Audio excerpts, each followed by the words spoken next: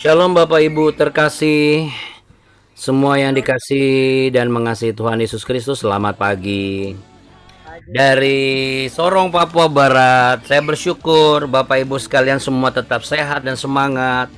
Dan kita sepakat untuk belajar bersama dari kebenaran firman Tuhan, tanpa memandang latar belakang kita masing-masing, tanpa memandang hal-hal yang selalu menjadi persoalan bagi orang-orang di dunia ini, ya. Biarlah kita semua terkumpul sebagai satu orang yang memiliki kesepakatan hati bersama yang lainnya, yaitu kita semua satu di dalam Yesus Kristus Tuhan. Untuk itu Bapak Ibu yang terkasih, saya memohon izinnya untuk berkenan mengizinkan saya mute beberapa demi kelancaran suara di tempat Bapak Ibu dan juga saya, ya, karena dengan memute hanya satu orang yang diaktifkan, yang lainnya di mute, itu melancarkan suaranya. Oke Bapak Ibu, kita satu di dalam doa ya.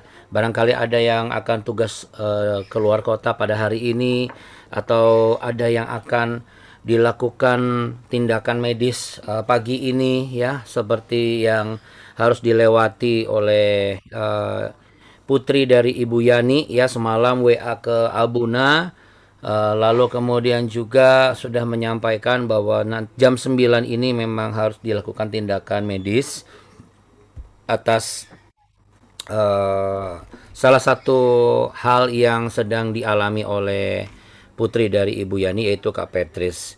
Untuk itu Bapak Ibu, barangkali mungkin Bapak Ibu juga ada cucu, atau mungkin Anda sendiri barangkali hari ini ada mau ke dokter, atau mungkin hari ini Anda mau cek karena penasaran apakah sudah ada perkembangan, apakah sudah ada hal-hal yang perlu diketahui. Mari sama-sama kita satu dalam doa.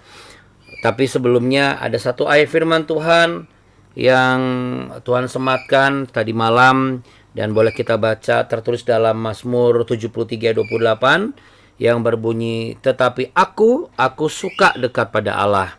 Aku menaruh tempat perlindunganku pada Tuhan Allah, supaya dapat menceritakan segala pekerjaannya."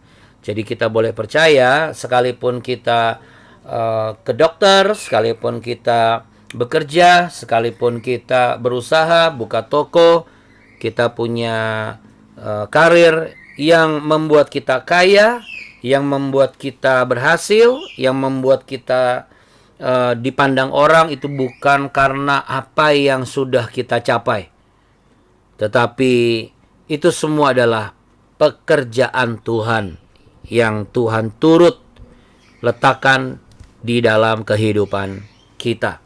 Untuk itu Bapak Ibu kita satu dalam doa.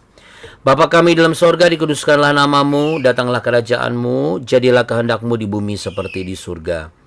Berikanlah kami pada hari ini makanan kami secukupnya, dan ampunilah kami akan kesalahan kami, seperti kami juga mengampuni orang yang bersalah kepada kami. Dan janganlah membawa kami ke dalam pencobaan, tetapi lepaskanlah kami daripada yang jahat, karena Engkau yang punya kerajaan dan kuasa dan kemuliaan kekal sampai selama-lamanya. Terpujilah namamu ya Allah Bapa di sorga yang baik. Yesus Kristus yang telah turun ke dunia, mati di kayu salib, bangkit hari ketiga mengalahkan maut, dan naik ke sorga menyiapkan tempat bagi kami yang percaya dan setia.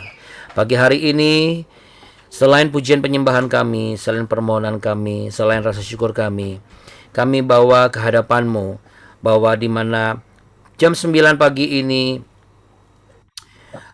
Kak Petris putri dari Bu Yani akan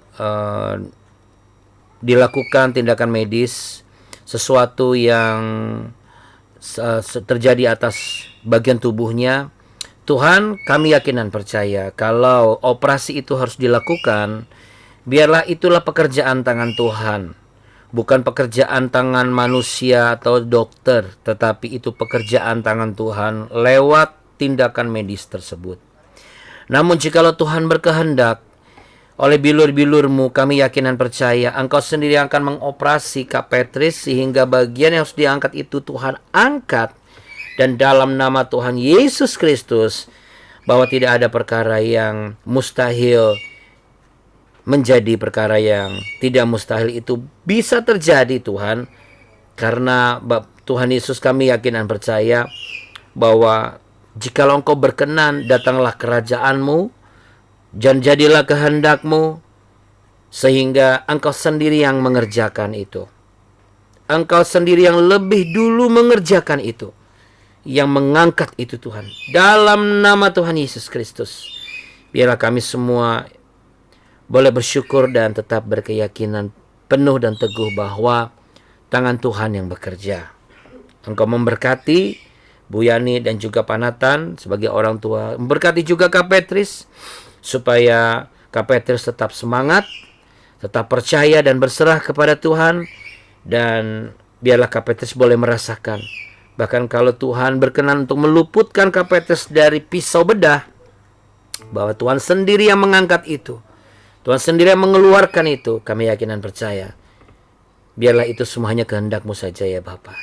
Sekali lagi kami katakan, datanglah kerajaan-Mu, dan jadilah kehendak-Mu atas kami semua, sehingga yang sakit disembuhkan, yang lemah dikuatkan, yang berbeban berat Tuhan angkat. Dan Tuhan berikan kelegaan, Tuhan lapangkan pekerjaan dan juga semua apa yang kami lakukan pada hari ini. Yang sudah mengalami kebangkitan Kristus dan percaya pekerjaan Tuhan terjadi atas hidupnya, mari sama-sama katakan dengan saya, amin. Katakan amin, haleluya. Boleh kita beri tepuk tangan meriah Bapak Ibu sekalian. Ya, kita mau sama-sama naikkan syukur kepada Tuhan melalui pujian yang berikut ini ya Bapak Ibu.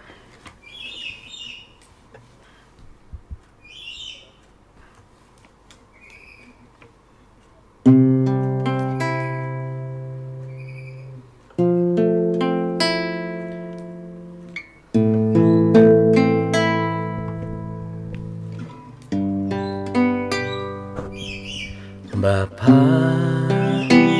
besar sungguh kasih setiamu,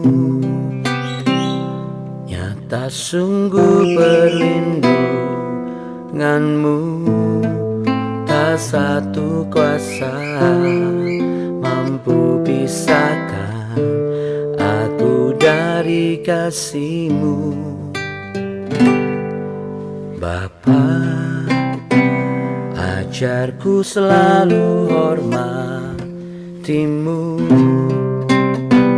ajarku turut perintah-Mu, berikan ku hati untuk menyembah-Mu dan bersyukur setiap waktu, seperti Bapa sayang anaknya.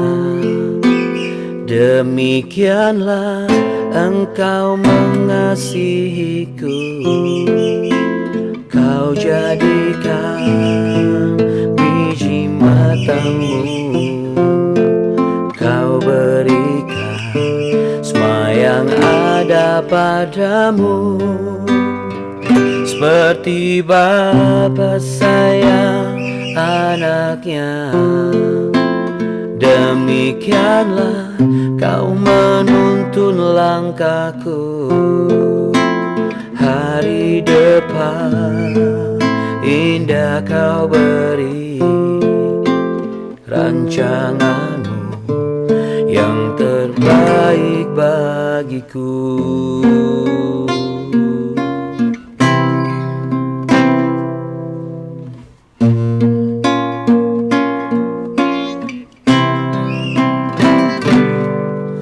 Bapa, ajarku selalu hormati-Mu, ajarku turut perintah-Mu, berikan ku hati untuk menyembah-Mu dan bersyukur setiap waktu, seperti Bapa sayang anaknya. Demikianlah Engkau mengasihiku, Kau jadikan biji mata-Mu, Kau berikan semua yang ada padamu, Seperti Bapa sayang anaknya, demikianlah kau menuntun langkahku. Hari depan indah kau beri, rancanganmu yang terbaik bagiku.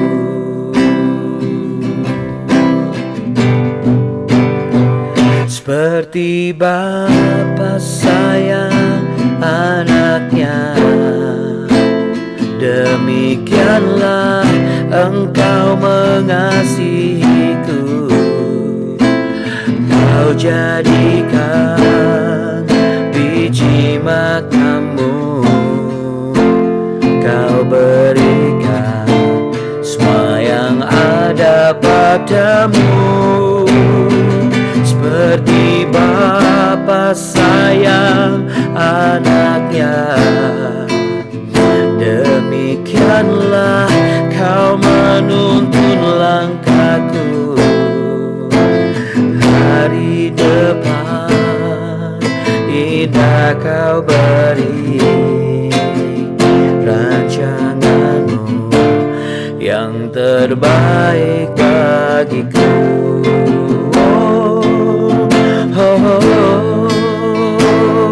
Kau Bapa yang mengasihiku, Yesus. Haleluya, haleluya. Ajarku menuruti rencanamu, Bapa. Haleluya, haleluya. Tiada Allah yang seperti Engkau, yang begitu mengasihi. Haleluya,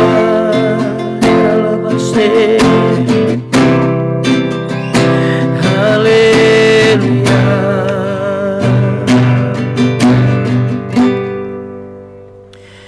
Ku tahu Bapa peliharaku,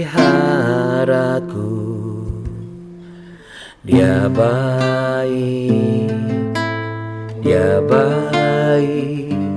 Ku yakin Dia selalu sertaku. Dia baik bagiku.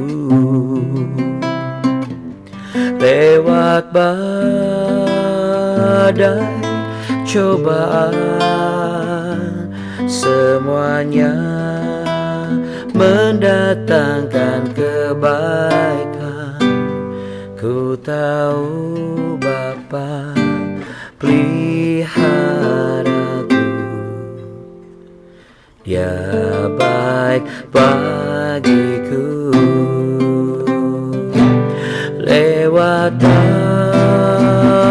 badai cobaan, semuanya mendatangkan kebaikan. Ku tahu Bapa peliharaku, Dia baik bagiku. Dia baik bagiku. Dia baik bagiku.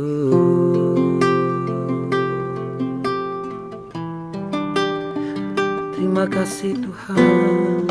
Terima kasih Bapa. Engkau sudah baik buat setiap kami. Terima kasih untuk hal yang sudah Kau percayakan sampai hari ini. Kami ada sebagaimana kami ada bukan karena kekuatan kami, tetapi ini semua karena pekerjaan Tuhan. Biarlah kami tetap ada di dalam pekerjaan Tuhan, dan kami tidak pernah lelah untuk mengerjakan yang Tuhan percayakan dalam kehidupan kami. Kalau kemarin kami belajar bagaimana kami harus menjaga hubungan baik ketika kami Tuhan izinkan berada di tengah-tengah keluarga besar yang begitu besar. Biarlah hubungan kakak adik, hubungan antara besan itu terjadi bukan karena orang tua kami atau generasi kami yang sudah tua itu masih ada. Tetapi kami pun juga harus menyadari, kami suatu saat akan menjadi tua dan akan menggantikan posisi mereka. Berarti kami pun harus mulai belajar apa yang diwariskan oleh orang-orang terdahulu kami, orang tua kami, bagaimana bertata krama, bagaimana menjaga nilai keluhuran. Itu semua boleh kami tetap jaga keasliannya dan keberadaannya, supaya itu menjadi warisan yang bisa diwariskan oleh anak-anak dan cucu-cucu kami selanjutnya. Karena demikian juga yang Tuhan izinkan ketika sebuah bani ada di tengah-tengah bani yang lain. Bukan untuk diperangi atau dikuasai, tetapi untuk belajar batasan-batasan yang sudah Tuhan percayakan tanpa harus merasa minder bahwa kami tidak sekaya itu, atau kami tidak sehebat itu, atau kami tidak serendah itu, kami tidak semiskin itu. Tidak. Tetapi biarlah kami saling melengkapi. Pagi hari ini kami mau belajar ayat berikutnya ya Bapa. Bila Roh Kudus yang akan menuntun hamba-Mu untuk membagikan apa yang Engkau sudah nyatakan sejak tadi malam, biar itu semua menjadi berkat bagi yang mendengarkan dan menerimanya. Terpuji nama-Mu Tuhan Yesus. Hanya di dalam nama Bapa, Putra, dan Roh Kudus kami berdoa dan sepakat. Mari sama-sama katakan, lewat badai cobaan, semuanya mendatangkan kebaikan. Ku tahu Bapa peliharaku, Dia baik bagiku.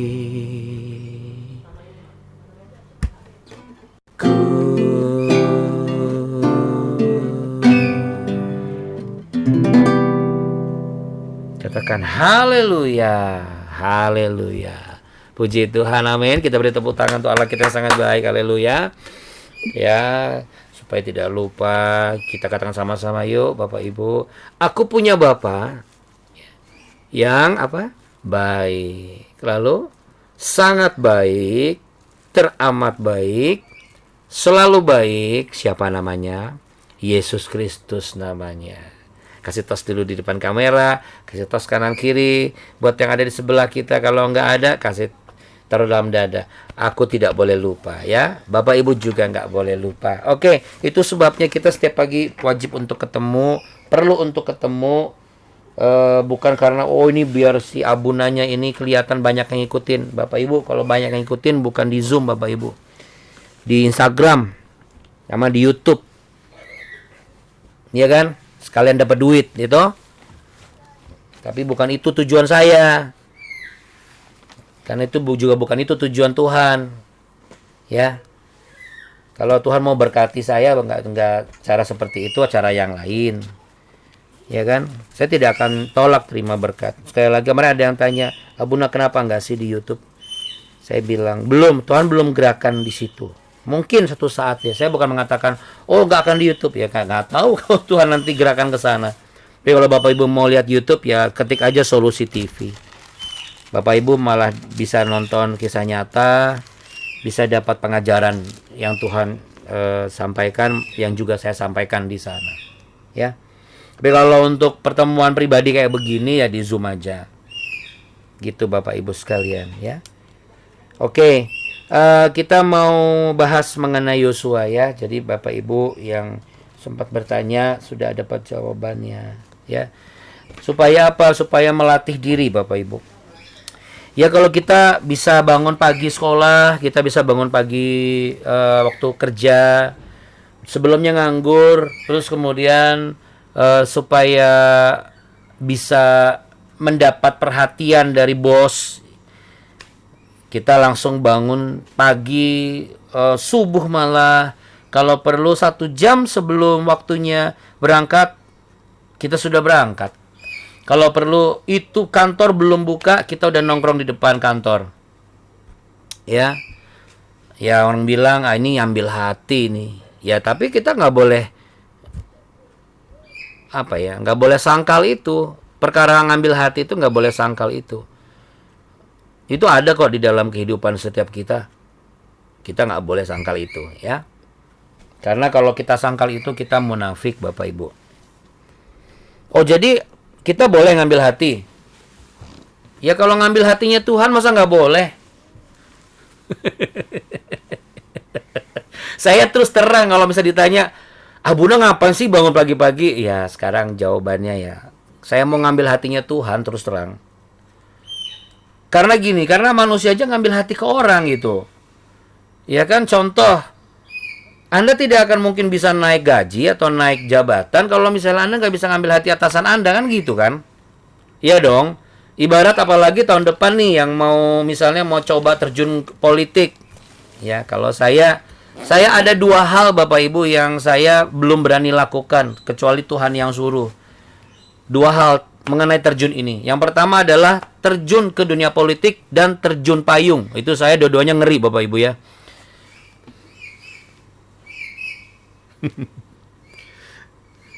Karena itu seperti terjun bebas gitu. Saya ngerasa itu bukan saya banget.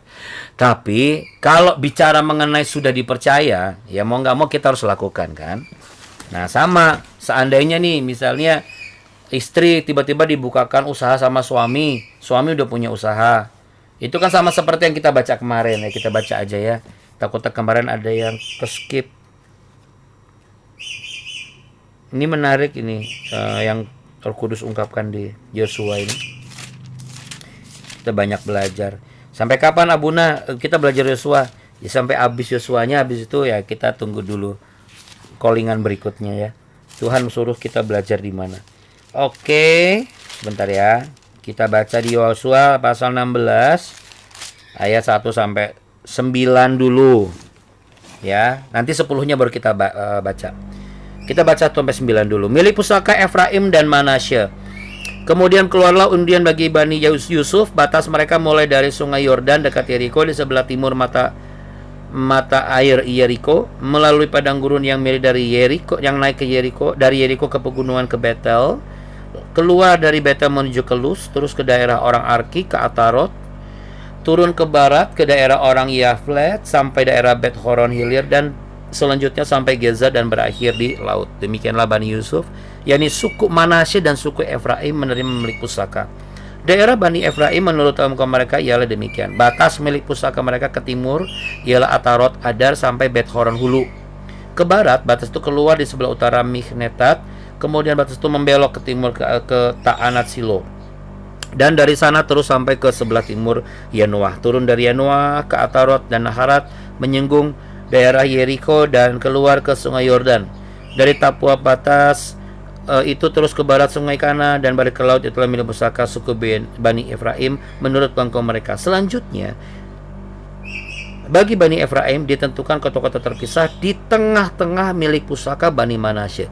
Segala kota itu dengan desa-desanya. Ingat, lihat Bapak Ibu. Selanjutnya, jadi ini ada batasan.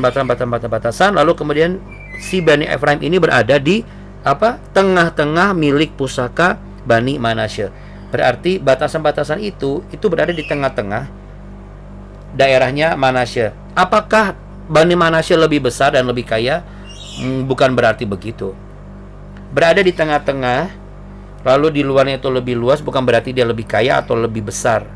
Karena bisa saja luas wilayahnya sama, ya, atau bisa saja jangan-jangan luasnya lebih luas yang di dalam daripada yang di luar, ya. Bisa saja itu terjadi karena ketika yang di luar itu lebih lebar, bukan lebih luas, karena mungkin dia lebih kecil. Karena kalau kita lihat batasan-batasan itu kena semua, itu ke daerah timur kena, terus ke arah sungai Yordan kena. Jadi itu seperti Danau Toba di kota di daerah Medan gitu ya. Ada danau gede. Nah, di luarnya itu ada daerah juga gitu. Atau seperti Danau Sorowako. Ya, Danau Sorowako itu kan masuk ke daerah Sorowako. Nah, di dalam itu ada danau, di luarnya itu, di dalam danau itu ada danau lagi. Jadi ada danau di tengah-tengah danau. Ya, modelnya seperti itu. Ini perkiraan saya. Tapi itu sebenarnya nggak menjadi esensinya. Esensinya adalah Bapak Ibu mulai sekarang belajar untuk apa? Memiliki kepercayaan diri, berada di tengah-tengah keluarga, melihat bagaimana saya di tengah-tengah keluarga ini Tuhan izinkan ada, itu bukan untuk dipermalukan. Jadi kalau misalnya di tengah-tengah keluarga Anda belum bisa menimang cucu, belum bisa mendapat jabatan yang tinggi, belum kelihatan kaya, atau misalnya belum kelihatan berhasil, itu kan menurut kita, ya, itu kan menurut orang, ya. Tetapi Tuhan sudah menentukan itu. Dan Bapak Ibu nggak perlu khawatir, Tuhan juga sendiri akan membuat batasan. Sama seperti istri yang dibukain usaha tadi. Ketika istri bukan usaha sama suami, ya istrinya nggak boleh lupa diri. Kalau ternyata usaha yang dilakukan istri ini lebih besar, bahkan malah jadi menopang suaminya, berarti istrinya nggak boleh kurang ajar, nggak boleh nggak sopan, nggak boleh seakan-akan ini kalau bukan gua, lu juga nggak bakal bisa bertahan. Nah, ya, kalau bukan saya yang ngelakuin, siapa? Kamu bisa nggak? Nah, itu nggak boleh kayak begitu. Karena apa? Karena Tuhan pasti punya alasan yang terbaik. Ketika ada satu hal dilakukan dan diizinkan berada di tengah-tengah dengan batasan-batasan yang sudah Tuhan tentukan. Artinya Bapak Ibu dan saya juga harus tahu batasannya. Sehebat-hebatnya istri, tetap istri ada di bawah suami. Ya, bukan berarti bicara mengenai emansipasi pria wanita, enggak. Tapi ini bicara mengenai hakikat kebenaran. Boleh silakan memberikan pendapat, memberikan arahan, tetapi tidak menguasai. Kenapa? Karena bagaimanapun juga kepala itu adalah suami. Nah, suami dan istri tubuh kepalanya adalah Kristus. Gitu, ya. Jadi puji Tuhan kalau misalnya istrinya bisa menopang suaminya, puji Tuhan. Jadi bukan suami juga nggak boleh minder. Ya, nggak boleh merasa, lah kok dulu saya yang menopang, kenapa saya yang ditopang. Nggak boleh merasa seperti itu. Itu artinya Anda tidak menghormati rencana Tuhan dalam kehidupan Anda. Nah, bicara mengenai rencana Tuhan dan rencana apakah ini Tuhan atau bukan, kita baca ayat 10. Tetapi orang Kanaan yang diam di Gezer tidaklah dihalau mereka. Jadi orang Kanaan itu tetap tinggal di tengah-tengah suku Efraim sampai sekarang, tetapi menjadi budak Rodi. Nah, kalau kita lihat di sini, kelihatannya suku Kanaan ini adalah suku yang memang lumayan menguntungkan, ya. Jadi kenapa? Karena lumayan jadi budak Rodi. Nah, daripada suku Israel yang jadi budak Rodi, mendingan suku lain lah, misalnya begitu, ya. Tapi kita tidak boleh lupa Bapak Ibu, suku Kanaan ini kan bukan suku pilihan Allah. Tanah Kanaan, tanah perjanjian Allah untuk suku Israel. Tapi suku Kanaannya bukan. Ada banyak orang yang salah mengira, oh suku Kanaan itu adalah suku pilihan Allah. Bukan, tanahnya. Karena tanahnya subur. Tapi kalau sukunya enggak. Sukunya itu orang-orang yang enggak kenal Allah malah. Mereka tuh banyakan nyembah Baal semua. Ya. Nah, kelihatannya dengan tidak menghalau orang Kanaan di Gezer ini, menurut Bani Efraim, Bani Manasye, ya, ini mereka berpikir, wah ini lumayan, ini pekerjaan-pekerjaan kasarnya bisa dilakukan oleh orang-orang suku Kanaan. Tapi Bapak Ibu sekalian, kita bisa melihat sejarah Alkitab, ya. Kalau kita nanti ke depannya nih, ini akan nyambung sekali nih untuk selanjutnya, bahwa orang-orang Kanaan itu ke depannya banyak nyusahin orang Israel. Orang Kanaan itu banyak menarik orang Israel yang akhirnya, yang tadinya setia menyembah Allah, menjadi menyembah berhala, yang biasa dilakukan oleh orang Kanaan, ya. Jadi ternyata perintah Tuhan itu benar adanya dari zaman Yosua, dari zaman Musa malah. Basmi, punah sampai ke anak cucunya, sampai ke anak kecil, ternak ibaratnya itu. Ternaknya aja bunuh. Kenapa? Karena mungkin secara spiritual, supaya roh durhaka itu tidak ada bisa hinggap di dalam makhluk hidup gitu. Kan yang menjadi persoalan kan adalah kita juga kadang-kadang nggak sadar. Ketika kita Menurut kita, ngapain ternaknya dibunuh? Kan saya yang bisa jadi korban persembahan. Loh, kalau Tuhan bilang itu nggak layak, ya nggak layak, samalah. Sama seperti halnya misalnya, mohon izin maaf ya, kita makan nih, baik itu misalnya masakan, ada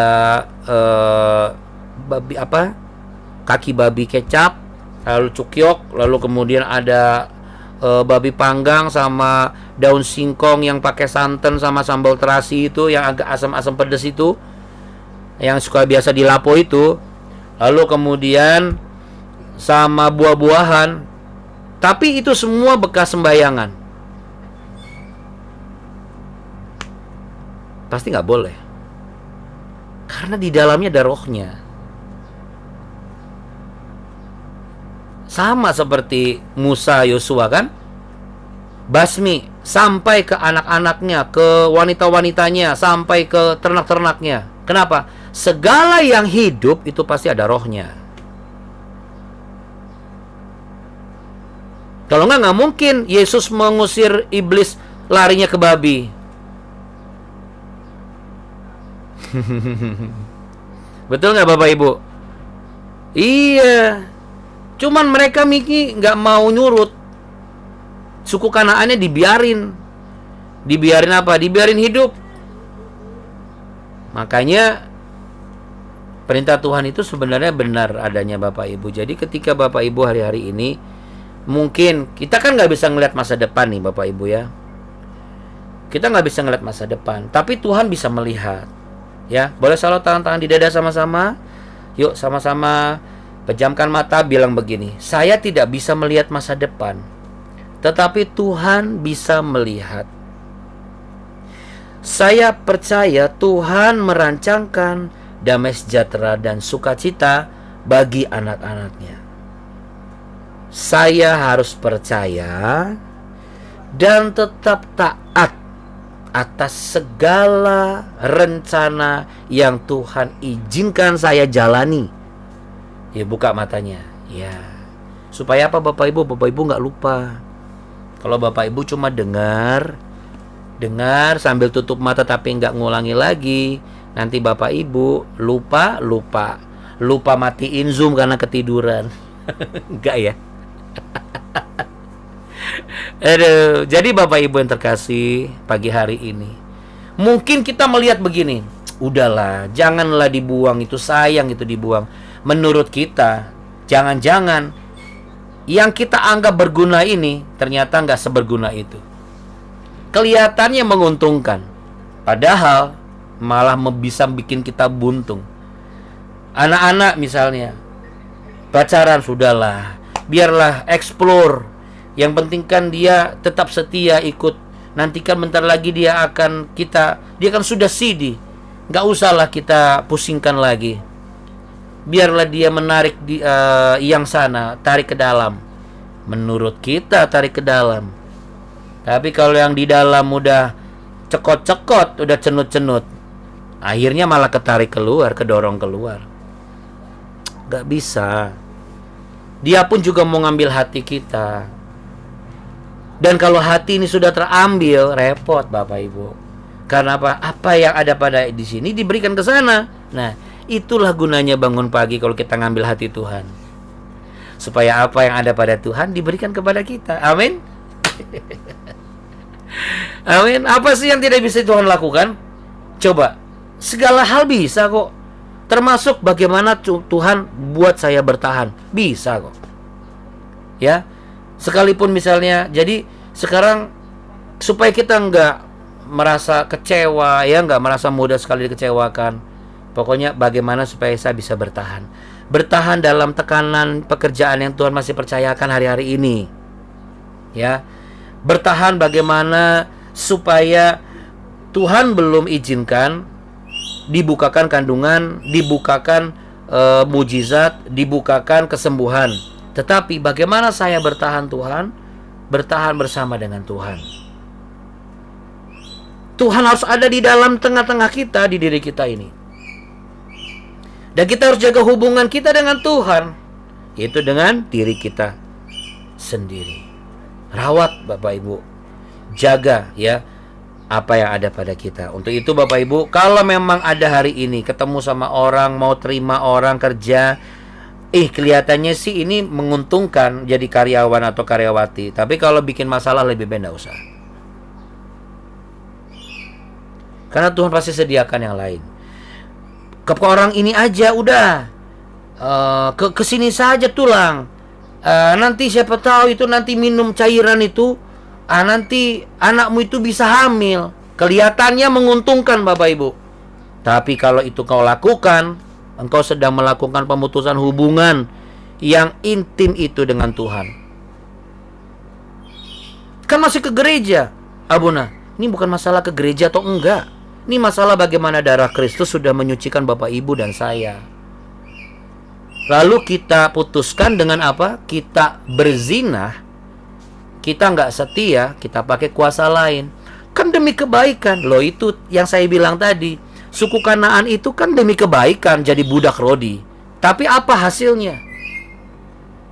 Semua keturunan Yehuda habis gara-gara apa? Dinikahin sama orang-orang Kanaan yang jadi budak mereka itu. Itu persoalannya Bapak Ibu. Mereka tuh sudah tidak percaya sepenuhnya sama Tuhan. Sudah mengambil kesimpulan menurut mereka baik sendiri. Sama orang tua ngomong sama anak, tolonglah jangan lakukan ini. Tapi si anak kalau udah mulai, ya yang penting kan gak ngerugiin orang lain. Nah, hal seperti yang penting gak ngerugiin orang lain, menurut dia gak ngerugiin orang lain, tetapi itu menghancurkan keturunan-keturunannya. Nilai keluhuran yang sudah jaga keasliannya tiba-tiba hancur oleh karena apa? Teknologi.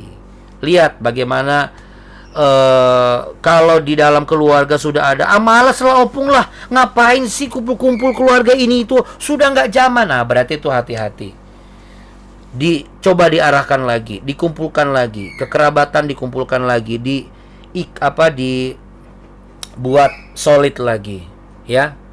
Jangan sampai semuanya dibuat simple hanya dengan teknologi.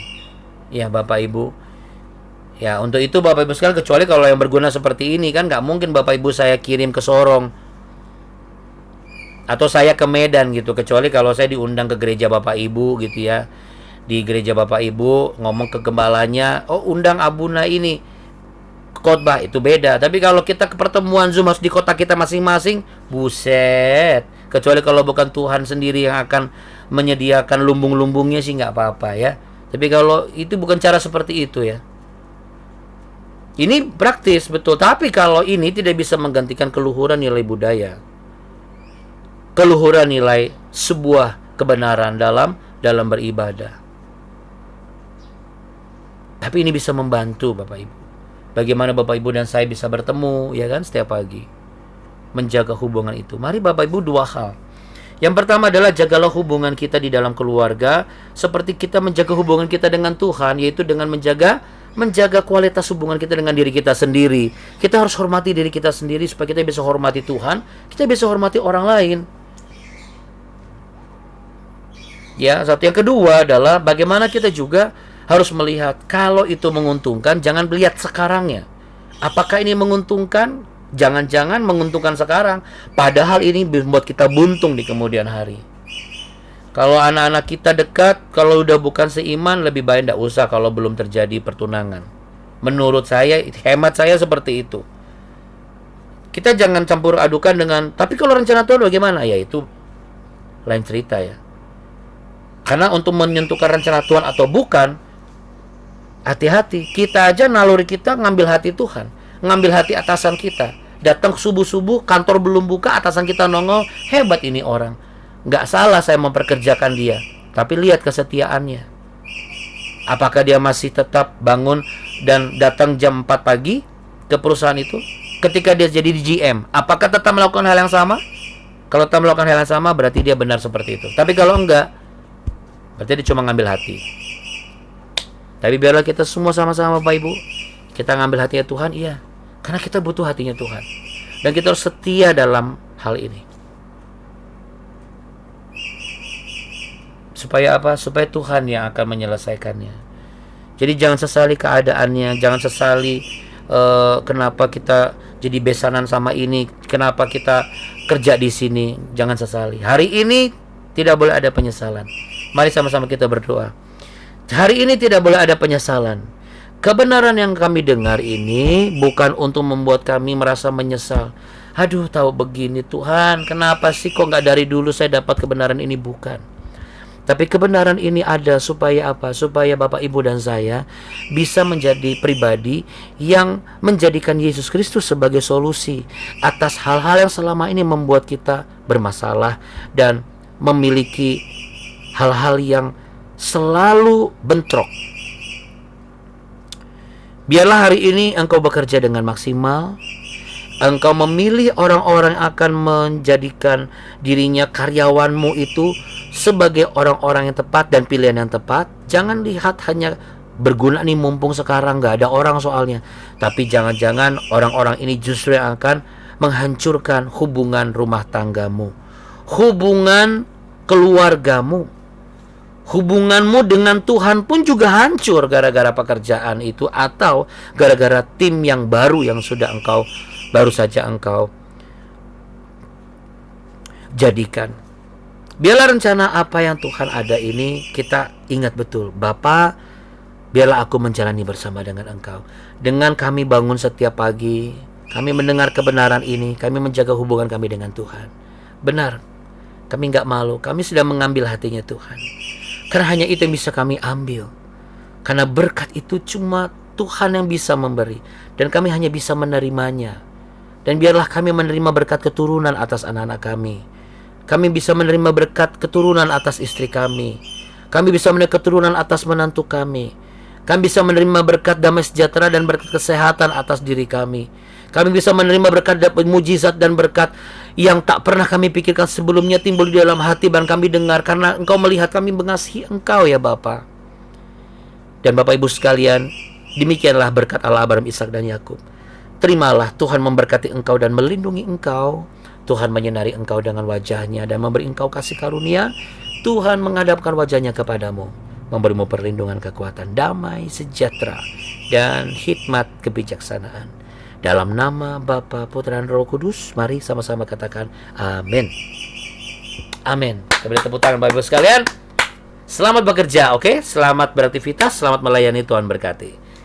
Sampai jumpa besok pagi. Sama-sama.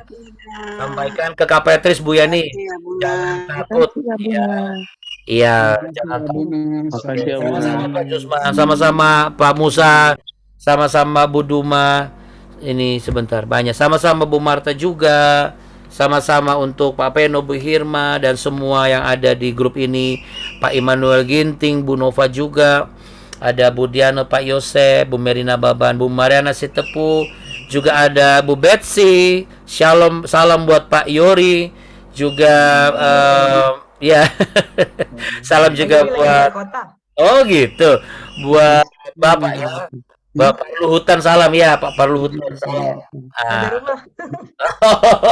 Iya. Kemudian buat mama saya, buat Pak Bersani Samosir, Bu Linces Yanturi, Bu Nancy. Salam untuk putri dan menantunya. Salam Risma, salam buat Ibu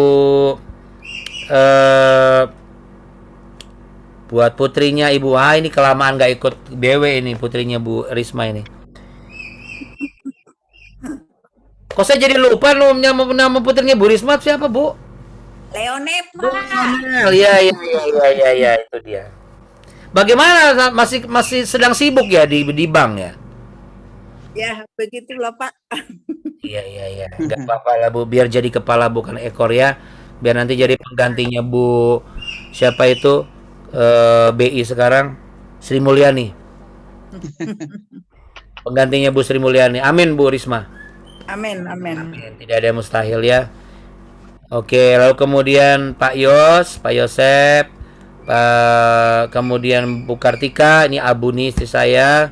Lalu Bu Yani, Bu Mimi, Bu Maimai, Bu Natali, Pak Alvin, Bu Helmi Simanjuntak Horas. Nah, sudah semua.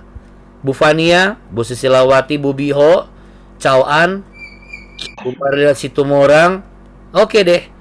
Bu Bidan Murhatik, Sugeng Dalu, Sugeng Enjang maksud saya. Sugeng Enjang juga Sugeng pula. Enjang. Oke, Bu Marta dan Pak Ricardo. Oke. Baik. Sampai jumpa. Shalom Bapak Ibu. Jaga hubungan baik dengan orang sekitar Anda, terutama dengan Tuhan, dan tetap berkhidmat ya. Jangan lihat menguntungkan hari ini tapi merugikan di esok hari. Oke? Pelajaran yang sangat baik yang kita pelajari hari ini. Besok akan lebih baik lagi. God bless Bapak Ibu. Izin pamit Terima kasih, Bapak Ibu. Abang. Shalom. Terima Bye. kasih. Terima kasih teman-teman BW. Tuhan Oh berkati iya, semuanya. sama-sama.